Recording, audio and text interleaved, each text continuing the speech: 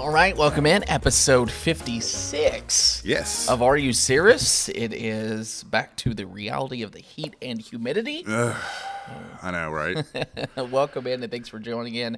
If you've never listened to before, my name's Andrew Dockery, morning meteorologist. And I am Jamie Arnold, chief meteorologist here at WMBF News. Welcome to Are You Cirrus, where we get together and talk weather and whatever else we feel like. Yeah, a little bit of everything. Yeah. I do have to say, too, I know we have some new listeners, and I think it might have been because of our clickbait push last week, which is fine. So we are in Myrtle Beach if you are curious. So thanks for tuning in. You can like, share, subscribe, rate, do the whole shebang. But we picked up a lot of views last week, actually. I kind of figured we would, and it kind of took off a little bit. Kind of a controversial subject about flooding. And it did, but I thought we were in the middle ground. Yeah, we actually got a nice note about that. We did, and I printed it out. Oh, it's like you knew where I was going. Right. First off, if you have any comments about the show or what we should cover, we would love it. Yeah, good or bad. We might even read it. Yeah. Good or bad. Actually, I would love a bad comment. The bad ones are good. If you hate us, let us know. And we would love to read a bad comment on here. I'm not going to read the whole thing because it's forever long, but John Danford messaged us and emailed us, which was awesome. He said, Are You Cirrus 55 had a discussion about the impact development has on flooding. I enjoyed the episode, and I appreciate Andrew and Jamie trying to remain neutral. It was a breath of fresh air from which was unexpected from a local news source. He wanted to pass it along. Then he talked about stormwater and flooding and stuff that we could go down a long time ago. But then he said, I just want to say I appreciate the candid discussion between Andrew and Jamie, and I urge WMBF and other news organizations to further explore the impacts of development. Thank you for a great episode. Love that. So there was a lot more in there, but that was the short note version or spark note version. Also, Misty commenting last night, and I usually look right before we record this. Misty is kind of already on her wavelength. Okay. And I don't know. You could come on in, Jenna. Come, you're fine. No, you could come on in. Let's explain this one. Let's pause for Misty real quick. Sorry, Misty. We're gonna get to workout because it's so full. Well, be careful. So, I have my coffee, and here comes Jenna. I didn't have my coffee. Hi, guys. Oh, thank you. I didn't know what donut you wanted, It's perfect. Anything with sprinkles, I'm for. Thank you. I've made this man more cups of... What camera am I looking at? It doesn't matter. I've made this man more cups of coffee as a full-time employee compared to when I was an intern here. Let me note that. Yeah. And I always joke that now you're getting paid to do it. I was getting paid as an intern too. Yeah, but you're getting paid more now, so. That's fair. Yeah. All right, we're trying to do a podcast.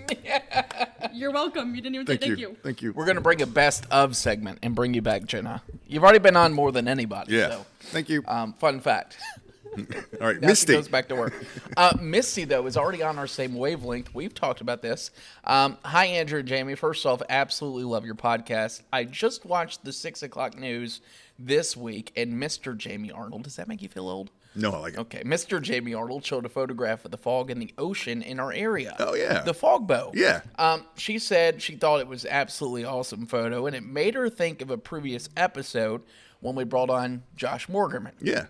She said, would you all think about doing a painted, self-taught, local artist, us, and maybe recreate some of your favorite weather photos? It could be a little weather art show. It could be a podcast. She said maybe an event where we can raise money for people. Misty's kind of there. Yeah, we're kind of planning on something like that. I would love to do it. The finale is a paint with us. Yeah. Yeah. That would be fun. Yeah. Our party is we paint like something. Almost like those wine and design classes or something. Because we got to have a cocktail. Weather, wine, and design. I love it. I do too. That would be fun. In the holidays. Yeah. I don't know where we could paint or how that works, but we could figure it out, I'm sure. Yeah. So, Misty commented. Oh, that'll be fun. Want to appreciate and say thank you to John and Misty. How was your week? Everything good? My week was good. Still in the middle of home repairs. Got about a week to go. Yeah. And I should be there. I'll send you some pictures we can throw into this podcast so folks will see the status of my house. I knew it was bad, but I didn't know it was that bad. It's that bad. It's that bad. Godspeed on your soul. That's a lot. Yeah, it is a lot. You celebrated a birthday. I did. And you're wearing one of your birthday presents. What a beautiful shirt. So it says, if you feel it, chase it. Oh, yes. This was from Anya and Sarah and Lauren and Jenna and Darion and the whole morning crew. Also, my eyes are up here, Jamie. Yeah. Come on, I'm just kidding. But yeah, I mean, what a hunk. Yeah. What a hunk. And we're trying to get him on the podcast. So I tweeted at Glenn Powell last night. He hasn't been on Twitter since Twisters. And I tweeted at him in his very suggestive photos. Yeah. And I said, hey, Glenn, the invitation's open. Yeah. Get back to me. As of the recording of this podcast, I still have not No heard response. from. I even offered him a mug. Oh, really? Yeah. Oh, yeah, that's right. You quoted it. We'll You throw in quoted an it. Are You Serious mug if Glenn Powell decides to show up. So, fun fact, one of our listeners, a friend of mine, messaged me, and he went to University of Texas. Yeah. Glenn Powell's personal page on Facebook popped up in his People You Should Know.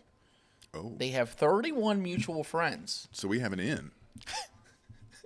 We attack him from the personal side. Wherever.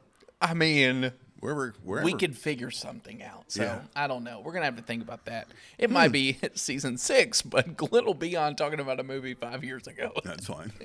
That is fine. Also, when do I get a personal page? Or whatever their, what'd you say, assistant? What'd you call him? Assistant. Oh, I don't know. His assistant. Yeah. I'm sure they have an agent or assistant, right? When do I get one of those? I'm pretty sure Jenna brought you a donut and a cup of coffee. Good call. Good point. Oh, Lord. But yeah, birthday's good. 46. This is 46 people right here. Yeah. Just kidding. Yeah. If that's 46, I'm 117. It was actually not a 0 number birthday, which I think those are the worst. Yeah. 20, 30, 40, 50. It just makes you feel older. Well, this was 31. 31. Yeah. I feel younger at 31 than I do 30. That'll end. Yeah. That'll end pretty It soon. will. It will. That'll end soon. Also, I love the fit of this because I don't feel like Yeah, a you don't have freaking the, fat that whale. sad thing that we always deal with over here as I'm getting ready to cram a donut down my throat. Oh, it feels good to be back. We always said that we are not sure if we're going to be here each week because we are approaching the peak, the statistical peak of hurricane season. So why not talk a little bit about hurricane season? Yeah, there's kind of been a lot of discussion about hurricane season past couple of weeks because we started the season with all of the sort of doom and gloom forecast. Yeah. Potentially busiest on record, highest number ever forecast. Kind of a snooze fest so far. You know, it was Beryl came along. Yeah. And it was like, oh boy. You know, that was early and that was big. Crisp was the day, if yeah. 6 hours. And then, you know, as Beryl with me, we're like, man, this is, oh, here we go. It's going to be crazy. And then it's just been kind of a normal season so far. Yeah. And maybe that, too, might be something to kind of think about because we have been in an extremely active pattern. Mm-hmm. Like, even since I've been here, I feel like I came to the team and we've had record after record after record. Yeah. So it kind of feels a little different to know what a normal season feels like. Mm-hmm. And not saying this is going to be normal because I still do believe, and we'll get to it, there will be some point where we have multiple. Yeah. I think out in the Atlantic. Yeah. I agree. But obviously the $1 million question everyone wants to ask, and you know, I wish we could answer it in a better capacity, is when? Yeah, when, and also kind of what happened, which is the point of this Correct. podcast. Like, where are we? What's going on? Why is it so quiet? Yeah. Are those numbers going to verify those big forecasts for the season? Yeah. Are we going to get there? Yeah, and I'd like to, at the end of this, we'll make our prediction on where we think we end. Oh, okay. I think that would be fun. I didn't know that, but thanks. Yeah. No, That works. I haven't prepared anything All right. for it. Okay. So Good. So Good. I'll come up with something then. I'll pull a number out we'll of my go. hat. I have the numbers of what they called for, and then we'll say above or below. Okay. So we'll go from there. All right, so let's talk about the water temperatures. We got some graphics pulled up. Let's just get into the setup. Going into this season, we talked about an El Nino forming and record Atlantic water temperatures. And if there's one thing that has remained constant through this, it's the record warm Atlantic water temperatures. Yeah, the water temperatures out there over the Atlantic are super, super warm. Basically, on this map, anything that you see sort of in this yellow color here, anything there all the way over, anything warmer than that yellow color is where water temperatures can support a tropical storm or hurricane. You have to have water temperatures of 80 degrees or higher. And that's a huge chunk of the Atlantic. Yeah. Then you see the Gulf of Mexico behind Andrew's big old head that is just like a bathtub. That's my biggest concern with this season. I know that's not us, and you might say, okay, well, who cares, which sounds terrible. We get something in there, game over. Yeah. Especially a slow-moving system. Yeah, so the Gulf, the Caribbean, the Bahamas, areas around Florida, they're still hot. So there's still plenty of heat out there over the Atlantic. Now, a story, an article came out last week. I was about to ask about that. It's like that has kind of sparked all of this, and I don't remember what the title of the headline was, but like dramatic cooling in the Atlantic, and scientists can't figure out why. Well, that's debatable, you know. So let's talk about that. Yeah. So here we are now. Again, water temperature's plenty warm enough out there. Has there been some cooling? Yeah. Yes. But we're cooling from insanely high water temperatures. Do you have the temperature anomaly departure from normal? Yep. See how prepared we are here. Next. There we are. So this is basically the departure from normal in the Atlantic. If you see blue, that means the water is cooler than normal. If you see orange and red, that means the water is warmer than normal. Yeah. There it is. It's cooled off, but it's still way warmer than normal. I also want to point to two places that article pointed to and just look for you. Two places. One just north of the main development region. There's been a lot of Saharan dust there. Shocker. It's cooler, but it's still obviously warmer than normal. The other one, it's already starting to take over, but where Ernesto hung out for a couple of days. Yeah. They pointed to the north. At that point, let's be real. Yeah. It doesn't matter what the temperature up there is. Yeah. Right. This is what we're concerned with. Yeah. And we know that's going to be the factor. So, yes, is it slightly cooler? Sure. Yes. Is it relatively warmer, though?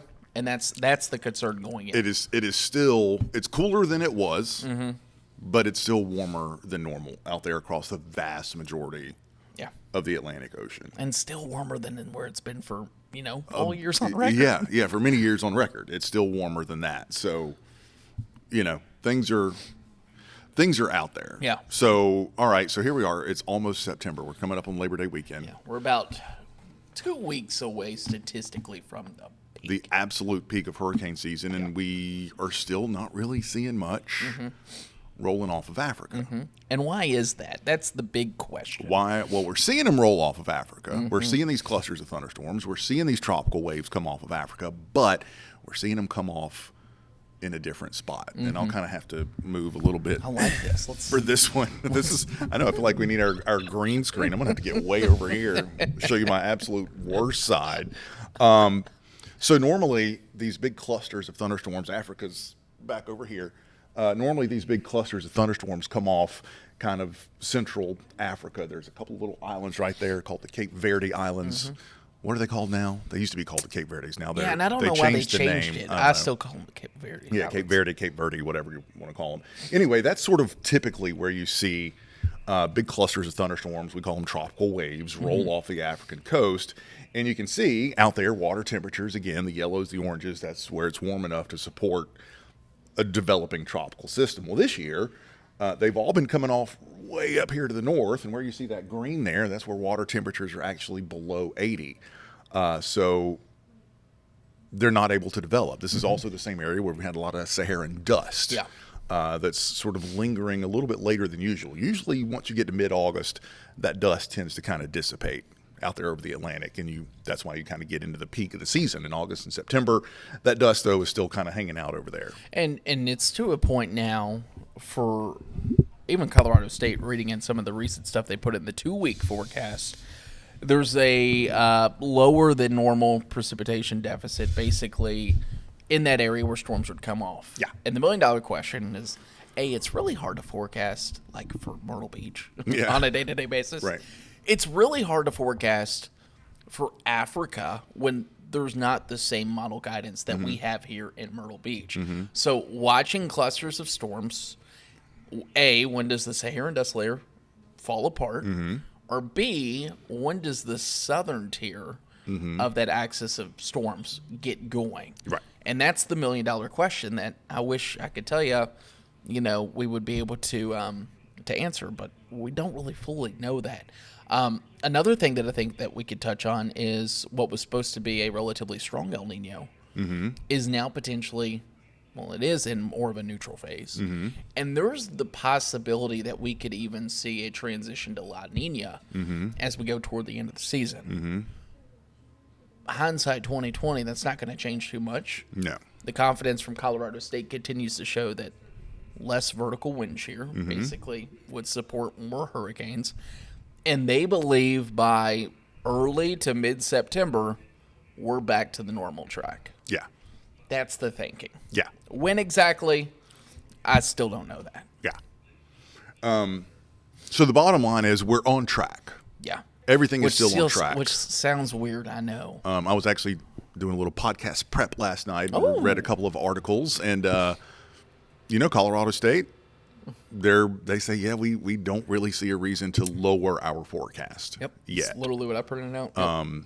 They're still looking at stuff like we are, but at least at this point, they don't see anything dramatic enough to lead them to lower their forecast. When you pull up the 45-day guidance of ensembles, which it's an ensemble, it's a mean cluster of model data. You go into the 7 to 10 day window right now, and it's like, okay, there's some stuff that will form. But you go past 10 days, it looks like it's just going to take a lid off and we're into it. 2020 is a prime example of that. It is. August was dead quiet. Yeah. Dead quiet in the tropics. September hit. We had 10 named storms just in September. Yeah. I could easily see that being the case. And that could certainly be the case. And I tell you something else that I'm kind of keeping an eye on. We focus a lot in this sort of main development region. That tends to be where you do get bigger storms, long track storms that form. But when you look at a lot of the data, especially for the Carolinas, ones that form here and make it all the way across and impact us in the Carolinas they're actually kind of rare. Yeah. They're kind of rare. It's hard to get one to come all the way off the coast of Africa and make it all the way into the Carolinas. The ones that do are usually big ones. Florence was one. Florence was one of those where before it even rolled off the African coast, you could tell that it was going to be an East Coast threat. We didn't know the Carolinas, but you could tell that it was going to be a potential threat. Yeah. Hugo was one of those. But the vast majority of them do make that turn off to the north. My point is, I think we're going to start getting into a pattern. Yeah, I think this area is going to light up. I think homegrown development is going to be more of an issue maybe through the first half of September. More than it ever would be. Because I was looking at some of the stuff today, and there was even don't freak out, people, but there was a low pressure system that came off our coast 10 days from now. That goes quick. There was a couple even in the Gulf. There's a cluster of storms sitting there in the Gulf right now. If it sits there and gets some organization, it's not going to take much. I'm glad you said that because I do think we could get there. We're getting into that time of year where cold fronts are starting to come back. Looks like we're going to get one next week. But they don't have the push like they do in the fall and winter, so they can't clear all the way out into the Atlantic. So a lot of times they just kind of hang out off our coast, and they'll stall across the Gulf of Mexico. And this time of the year, that's all it takes to get something going. Old school. This is old school weather forecasting pattern. You get into September. It's called the Ridge Over Troubled Water. Okay. Kind of taken after the song "The Bridge Over Troubled Water." The Ridge Over Troubled Water. So you get a big, cool ridge of high pressure that builds in behind a cold front during the early fall. So we're talking September, even into early October. Kind of settles into New England. Big high pressure up there. It'll sit there for a couple days. With big high pressure up there, it naturally causes the pressures to just kind of start to fall across the Bahamas, across the Gulf of Mexico. And if you have falling pressures there just kind of naturally happening, you throw in a little tropical wave that may not look like much, and you can set the spark. And I think we're going to get into that pattern a couple times these next couple of weeks. Not that it's a guarantee, but it's just going to be something to watch. And like you were said, I noticed some hints of some things trying to get going in the next couple weeks. I almost wonder too if this isn't gonna, and maybe this is also going to be something we'll need to watch even through September. Instead, we'll have one or two long track from the coast, but just looking at the water temperature profile, it might be like what's out there right now with a couple of those showers and storms that they're not even organized until they hit. Yeah, late bloomers. And then they really it's kind of the vibe I'm getting every time I look. Yeah. It may not be your classic, oh, here comes another one. Or it might be, okay, hey, we go from a 20% chance to a quickly 60% chance as it moves into the water temperature. So I think that is something we'll have to watch. Let's talk about the... Oh, you go ahead. Yeah. And just on take out all this... Yeah. We still have 70% of the hurricane season ahead of us. Yeah. You know, we're not even halfway through yet. That brings up a good question, I think, for psychology of weather. Do you think we should, this is not just us, but this is the National Weather Service too, should we push back hurricane preparedness? I don't like push it back as in get it done earlier or later? Later in the season. Is it... Are we coming to a point, not that, June is still hurricane season. Right. Obviously, we know that. But would it be more impactful and more beneficial for the public to get that info now? Right. Or in August, early August? Yeah. Hey, hurricane season continues, but we want to spend a week dedicated as we get into the peak. Yeah. Because then I feel like it's not falling on deaf ears, Right. Right. I don't know. That's a vibe I've always thought of. Yeah. Yeah, I get it. So, or a revisit, if you will. Granted, if you live here long enough, you know what to do. You know how to do it. All right. So what we have so far, we have 4 named storms. 4? A, B, C, D, E, 5. 5. You forgot Ernesto. I did. I forgot Chris, really, if we're talking about it. We have, let's see, 2 hurricanes. 2? 3. 3, Ernesto. Ernesto. 3 hurricanes, and the forecast calls for, make sure I say this right, 23 named storms and 12 hurricanes. 6 major, we've had one major, yeah. And that was Beryl. Yeah. The earliest Category 5 on record. So to get to those numbers... It will have to be a monumental September and October. Yeah. And it may be that we get to those numbers through a late season, a season that just kind of there's a question keeps in the going. breeze for that. That just kind of keeps going. Yeah, I'm kind of wondering that too. Yeah. So we'll go down the line. Do we hit 23 named storms if we're at 5? 23. 23. We've got 5 now. At one point, they had it to 25, so it has been trimmed down by 2. 23. So how many more do we need to get? We would need to get, what is that, 18? 18 named more storms. And realistically, probably 60 days. That's a named storm every 3 days. Yeah, I'm going to say we don't get there. I don't think so either. I think we end up around 20. 19. 19, 20. That's kind of my gut. That feels right. Yeah. So that's another 14. Yeah, to get 23, that would be like just a machine gun of storms out there. You wouldn't see us until November. Yeah. If that. Okay. Hurricanes. We have 3. Forecast calls for 12. A total of 12. So we would need 12. We would need 9. 9 more. 9 more. I could see that. I'm going to say yes, we hit the hurricane number, but not the named storms. Yeah, I can see that. A lot of them may be out here. Yeah, I think so too. Kind of doing their turn. But yeah, I can see 9 more hurricanes. I could too. I think that's a lot more doable than the named storms. And then finally, major hurricanes. We have 1. We need 6. Or we need 5 to get 6. I think we could do that. I think so too. I think we could do that. When you look at the water temperatures, I think it's not a matter of, if, but just when. Yeah. You get a storm, I think it's going to take off. Yeah. Yeah. Yeah. It'll be easy to crank out a major in the Gulf. I think so too. The Bahamas, the Caribbean. I think so too. It'd be easy to crank out a couple. Anything else?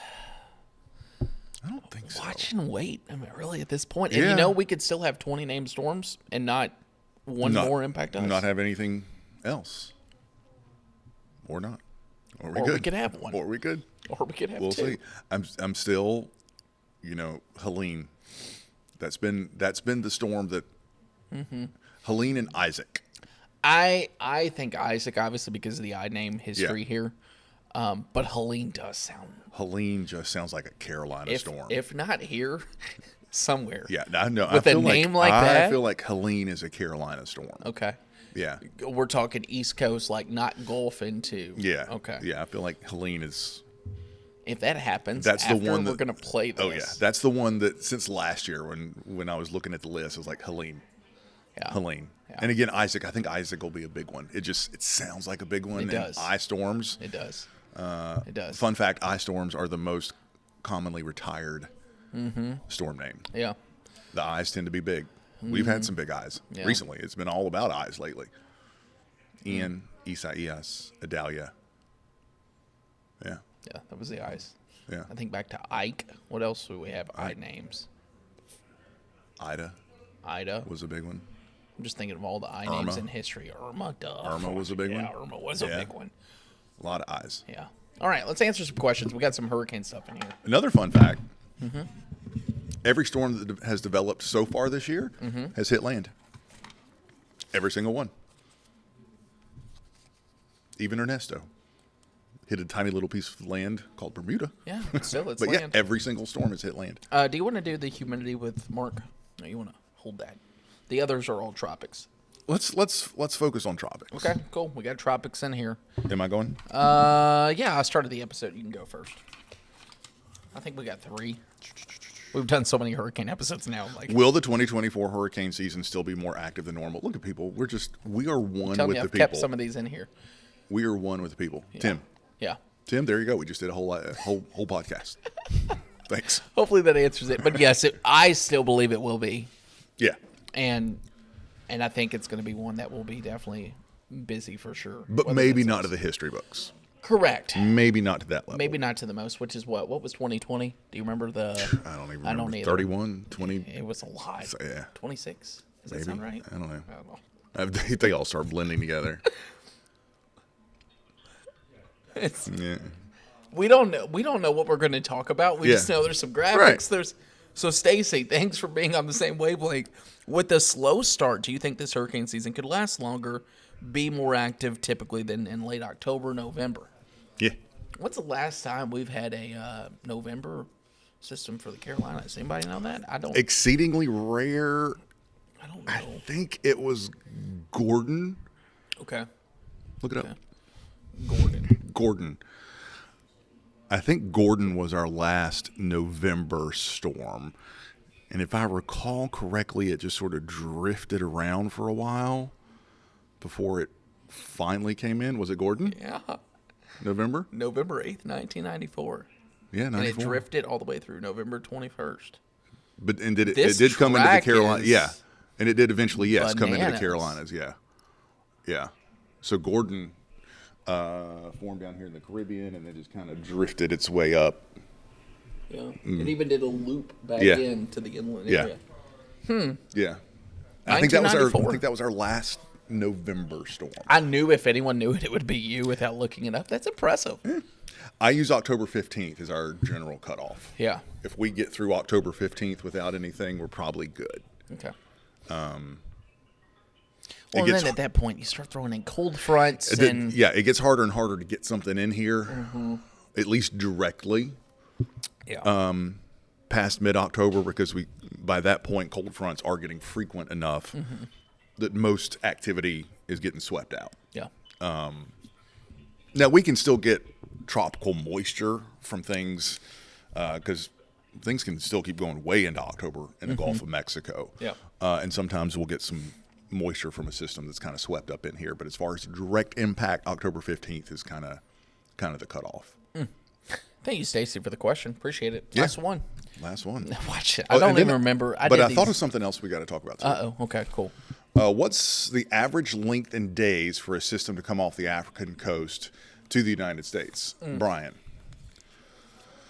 correct me if I'm wrong, but 8+, 8 to 10, I think, is the general long haul. Yeah. It's so hard. Every system. Every system's different, but on average, if you were to take one and send it all the way over 10 days, plus or minus 2 or 3. Yeah. Anywhere from 6 to 13. Yeah. But I would say 10 is a good estimate. Yeah. So I forgot what we were going to talk about. Oh, I just remember what we were going to talk about.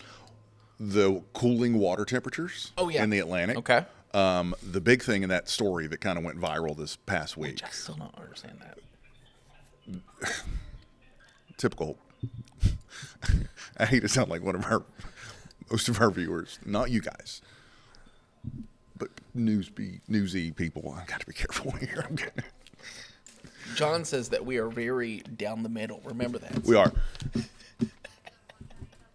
Not to sound like a lot of big media, whatever. This headline was kind of typical media. Whatever. The story was the Atlantic is cooling and scientists have no idea why. Yeah. Well, do your research.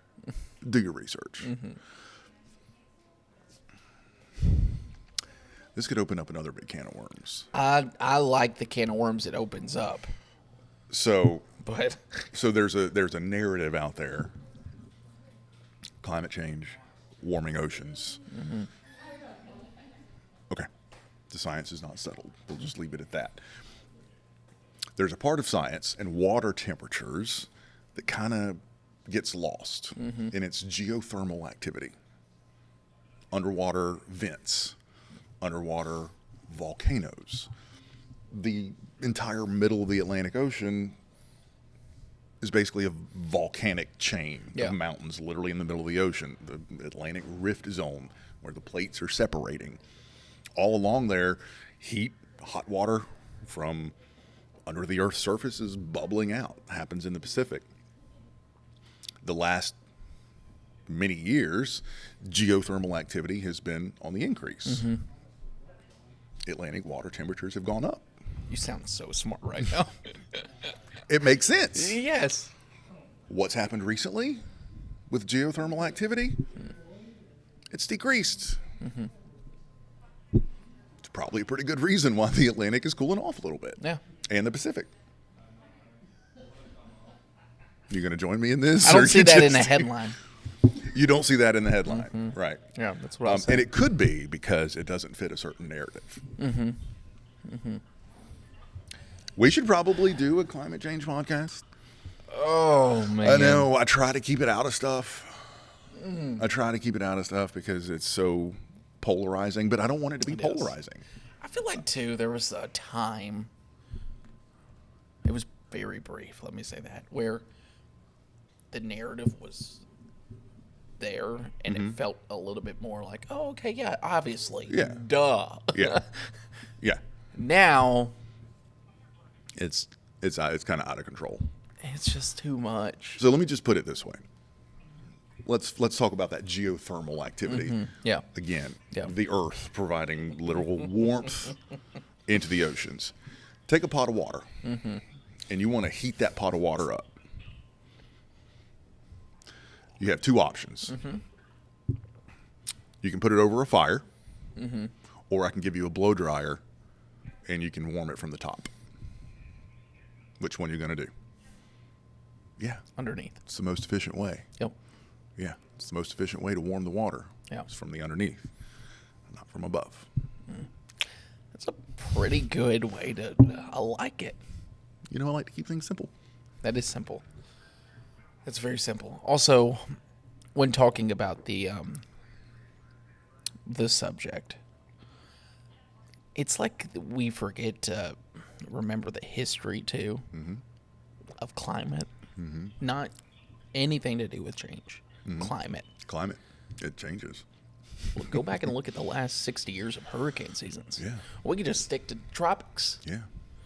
There's going to be a little. There's going to be a break.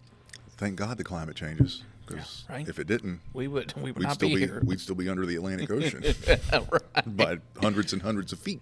It's changed. It changed. And we can force changes, but they're not as substantial as sometimes people think. Yeah. Do your part, care about the environment.